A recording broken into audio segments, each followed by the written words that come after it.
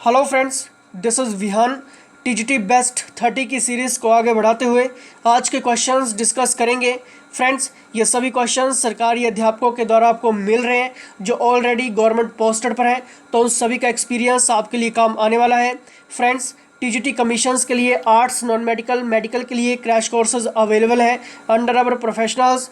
ये है HPGK hub की टीम का नंबर। यहाँ पर आप व्हाट्सएप करिए, डिटेल्स प्राप्त करिए। आपके एग्जाम के लिए हर एक क्वेश्चन इंपॉर्टेंट रोल प्ले करेगा। तो चलिए यहाँ पर पहला क्वेश्चन की बात करेंगे।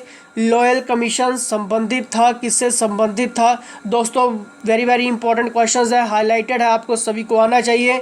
1857 में वाइसराय लॉर्ड एल्गिन के नेतृत्व में हुए दोस्तों जितने भी उस टाइम अकाल हुए। अकाल क्या होता है? सूखा, फेमाइन जिसको हम इंग्लिश में कहते हैं। उन सभी अकालों के कारण का बारे में पता लगाने के लिए लॉयल आयोग का गठन जेम्स लॉयल की अध्यक्षता में किया गया था। ठीक है, किसकी अध्यक्षता में किया गया था? जेम्स लॉयल की अध्यक्षता में किया गया था। क्यों किया गया था? क्योंकि लॉर्ड एल्गिन के नेतृत्व में जितने भी अकाल हुए, सूखा पड़े, उन सभी का कारणों का विस्तार से पता लगाने के लिए। ठीक है, तो सूखा, अकाल क्या होता है? फेमाइन, इसका बिल्कुल सही आंसर होगा। ठीक है फ्रेंड्स, नेक्स्ट क्वेश्चंस की बात करेंगे। निम्नलिखित में से कौन राज्य सरकार तथा स्थानीय स्वशासन के बीच राजस्व बंटवारे के लिए उत्तरदायी है?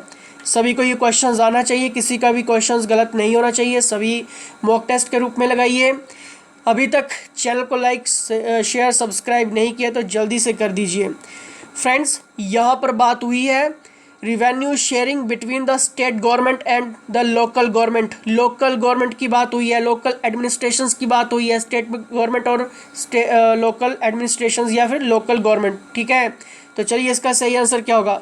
क्या आपने द गवर्नर सोचा? तो आप हैं बिल्कुल गलत, क्योंकि इसका सही आंसर होगा स्टेट फाइनेंस कमीशंस। ठीक है, क्वेश्चंस के ऊपर फोकस करिए क्योंकि इसी क्वेश्चंस में आपको आंसर भी देखने को मिलेगा। क्योंकि बात की गई थी Who among us the following is responsible for revenue sharing between the state government and the local government की बात हुई थी। ठीक है, इसलिए इसका सही आंसर होगा स्टेट फाइनेंस कमीशंस। ठीक है, स्टेट फाइनेंस कमीशंस राजस्व बीच के बंटवारे के लिए उत्तरदायी है। ठीक है, चलिए यहाँ पर नेक्स्ट क्वेश्चंस देखते हैं।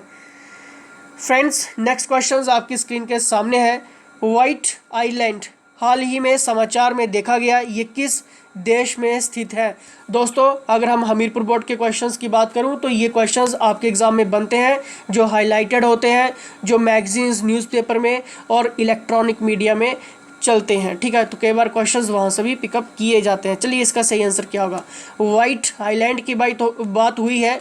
The right answer is New Zealand. ठीक है, चलिए यहाँ पर नेक्स्ट क्वेश्चन। राष्ट्रीय युवा दिवस किस डेट को मनाया जाता है, किस तिथि को मनाया जाता है? फ्रेंड्स, सभी को ये क्वेश्चंस आना चाहिए क्योंकि नेशनल यूथ डे की बात हुई है। ठीक है, इसका सही आंसर होगा 12 जनवरी। ठीक, चलिए यहाँ पर नेक्स्ट देखते हैं। दोस्तों, इसकी PDF फाइल आप कैसे प्राप्त कर सकते हैं? आप व्हाट्सएप करिए, TGT PDF लिखिए वहाँ पर और आपको ये फाइल रिलीज़ कर दी जाएगी। चलिए यहाँ पर देखते हैं। लिटमस इज़ आइसोलेटेड फ्रॉम, चलिए बताइए किससे प्राप्त किया जाता है लिटमस? फ्रेंड्स, लिटमस जो है वो लाइकेन से प्राप्त किया जाता है। ठीक है, चलिए नेक्स्ट क्वेश्चंस यहाँ पर देखते हैं। बंगाल का पहला गवर्नर जनरल कौन है? सभी को क्वेश्चंस आना चाहिए, किसी का भी क्वेश्चंस गलत नहीं होना चाहिए। The right answer is option number D, Warren Hastings is the first governor general of Bengal. तो चलिए मुझे ये बताइए कि इंडिया का कौन था? ठीक है, टिपिकल क्वेश्चंस पूछ रहा हूँ, थोड़ा सा मॉडिफाइड है, सभी को क्लियर होगा ये। चलिए बताइए इंडिया का कौन है फर्स्ट गवर्नर जनरल? नेक्स्ट यहाँ पर देखते हैं। टीपू सुल्तान की मृत्यु के बाद किस वंश ने मैसूर पर शासन किया? फ्रेंड्स, इसका बिल्कुल सही आंसर होगा वोडियार डिनास्टी। ठीक है, वोडियार वंश। फ्रेंड्स, भारतीय उपमहाद्वीप में एक युद्धवंशी राजवंश था जिसने 1399 से 1950 तक, ठीक है, 1950 तक मैसूर राज्य पर शासन किया था। ब्रिटिश शासन ने स्वतंत्रता के बाद राज्य को भारत के डोमिनियन में शामिल किया था। ठीक है, ये भी आपको क्लियर होना चाहिए। चलिए यहाँ पर नेक्स्ट क्वेश्चंस देखते हैं। द नेक्स्ट इज निम्नलिखित में से कौन एक जैव उर्वरक का स्रोत है? फ्रेंड्स, बायो फर्टिलाइज़र की बात हुई है, तो इसका इनमें से कौन सा है? एजोला। आपको डायरेक्ट नाम याद रखना है। Azolla is a source of bio fertilizers. ठीक है, जैव उर्वरक का स्रोत है एजोला। ठीक है, चलिए यहाँ पर नेक्स्ट देखते हैं। मछली आमतौर पर सांस लेती है। चलिए बताइए किससे सांस लेती है मछली? सभी को आना चाहिए। The right answer is gills. ठीक है, यानी कि गलफड़े द्वारा। क्लियर? चलिए यहाँ पर नेक्स्ट देखते हैं। ऑटोमोबाइल वाहन द्वारा उत्सर्जित होने वाली प्रमुख हानिकारक गैसों जो वायु प्रदूषण का कारण है। The major harmful gas emitted by automobile vehicles which causes air pollution is. चलिए बताइए, ऑप्शन सामने है, गलत नहीं होना चाहिए किसी का भी क्वेश्चन। क्या इसका सही आंसर होगा? The right answer is carbon monoxide. ठीक है, चलिए नेक्स्ट यहाँ पर देखते हैं। वह तत्व मानव शरीर में सबसे प्रचुर मात्रा में उपस्थित है। Very very important questions, highlighted exam में क्वेश्चंस देखने को मिला है दोस्तों ये। ठीक है, क्या बात हुई है यहाँ पर? Abundant in the human body is the most element की बात हुई है यहाँ पर। तो यहाँ पर दोस्तों ऑक्सीजन जो है वो आपकी पाई जाती है 60 से लेकर 65% तक ह्यूमन बॉडी में। हाइड्रोजन है 9.5, 10% भी इसको कहते हैं। ठीक है, और एक आपका है कार्बन। कार्बन आपकी है 18 से 22%। ठीक है, और आपका वाटर है 62% ह्यूमन बॉडी में। ठीक है, तो सबसे ज़्यादा यहाँ पर की बात नहीं हुई है, यहाँ पर बात हुई है कि वह तत्व मानव शरीर में सबसे प्रचुर मात्रा में पाया जाता है। तो इस हिसाब से दोस्तों ऑक्सीजन बिल्कुल सही होगा, 60 to 65%। ठीक है, इन ऑप्शंस के अकॉर्डिंग। नहीं तो वाटर भी 62% है। ठीक है, लेकिन सबसे ज़्यादा जो वो ऑक्सीजन ही है। ठीक है, क्योंकि आपका वाटर भी 62% है तो नहीं होगा ये। ठीक है, कार्बन ऑलरेडी बहुत कम है, 18 से 22% है, हाइड्रोजन 10% है, तो 65% आपका ऑक्सीजन, और यही सबसे ज़्यादा है। ठीक है, चलिए यहाँ पर नेक्स्ट देखते हैं। एक समुद्री मील दूरी की एक इकाई है जिसका उपयोग डैश में किया जाता है। दोस्तों जितना भी डिस्टेंसेस से रिलेटेड क्वेश्चंस होते हैं हर बार आपको मॉडिफाइड देखने को मिलते हैं। ठीक है, तो ये क्वेश्चंस पिकअप किए जाते हैं जो आपके हाईलाइटेड चल रहे होते हैं। चलिए बताइए यहाँ पर इसका सही आंसर क्या होगा? ऑप्शंस नंबर इसका बिल्कुल सही होगा ए, नेविगेशंस। ठीक है, एक समुद्री मील दूरी की एक इकाई है जिसका उपयोग नेविगेशंस में किया जाता है। ठीक है, चलिए यहाँ पर नेक्स्ट देखते हैं। 1 ग्राम में भार में कितना डाइन होते हैं? दोस्तों आपने किलोग्राम, ठीक है, सब कुछ पढ़ा होगा, ग्राम पढ़ा होगा, इतना इतना होता है, लेकिन आपने कभी ये मेजर किया कि 1 ग्राम में कितने डाइन होते हैं?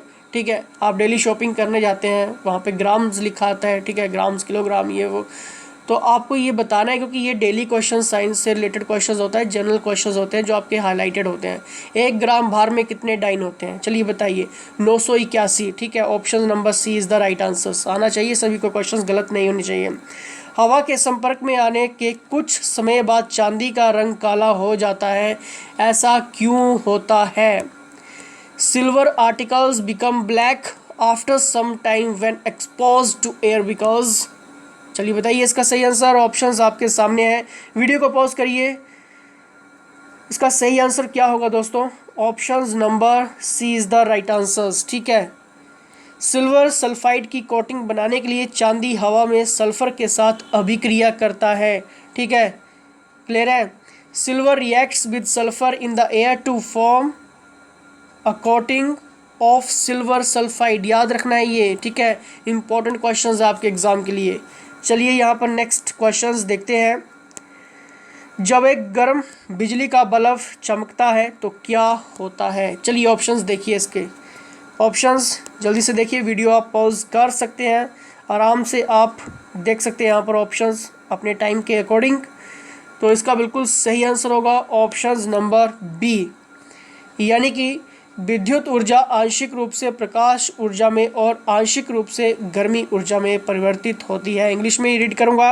Electrical energy is partly converted into light energy and partly into heat energy.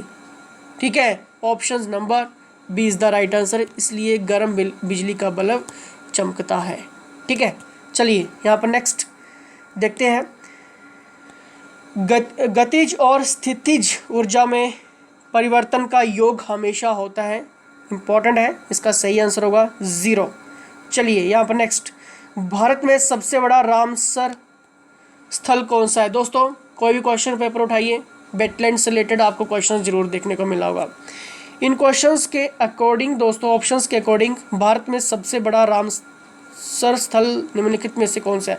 निम्नलिखित में से पूछा गया दोस्तों, तो इसलिए इसका सही आंसर होगा वेवनाड झील, जो कि आपकी है केरला में।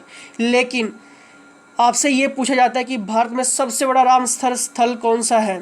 ठीक है, तो याद रखना है दोस्तों, जो सबसे बड़े रामसर स्थल की अगर बात की जाएगी तो वो है आपका सुंदरबन वेटलैंड्स। ठीक है, जो आपका कहाँ पे है, वेस्ट बंगाल में है। इसके अगर एरिया की बात करें तो 4230 है। ठीक है, यानी कि आपको 4000 एरिया याद रखना है सुंदरबन वेटलैंड्स का, जो कि सबसे बड़ा रामसर साइट है इंडिया में। ठीक है, और वेवनाड झील जो है, जो उसका एरिया है वो है आपका 1512 स्क्वायर मीटर। ठीक है, यानी कि बहुत कम है ये। ठीक है, इसके अकॉर्डिंग, लेकिन ऑप्शंस के अकॉर्डिंग हमने वेवनाड झील लगाना है। ठीक है, अगर पूछा जाएगा तो वैसे तो सबसे बड़ा कौन सा है, सुंदरबन वेटलैंड्स है। ठीक है, ये भी आपको आना चाहिए। भितरकनिका मैंग्रोव्स ये कहाँ पे है, ये मुझे आप कमेंट करके बताइए कि कहाँ पे है। ठीक है, कोलेरू लेक जो है वो आपका कहाँ पे है, आंध्र प्रदेश में है। और भोज वेटलैंड आपका कहाँ पे है, भोपाल में है। ठीक है, इसका आप मुझे बताइए भितरकनिका मैंग्रोव्स कहाँ पे है, कमेंट करिए। फ्रेंड्स, अब आपने क्या करना है, ये है HPG की आपकी टीम का नंबर, तो आप व्हाट्सएप करिए किसी भी डिटेल्स के लिए, MCQ सिलेबस के लिए, क्योंकि आपका इस बार TGT का मिशन क्लियर होना चाहिए। ठीक है, लाइक शेयर सब्सक्राइब जरूर करिए। तो फ्रेंड्स, इसी के साथ जय हिंद, जय हिमाचल।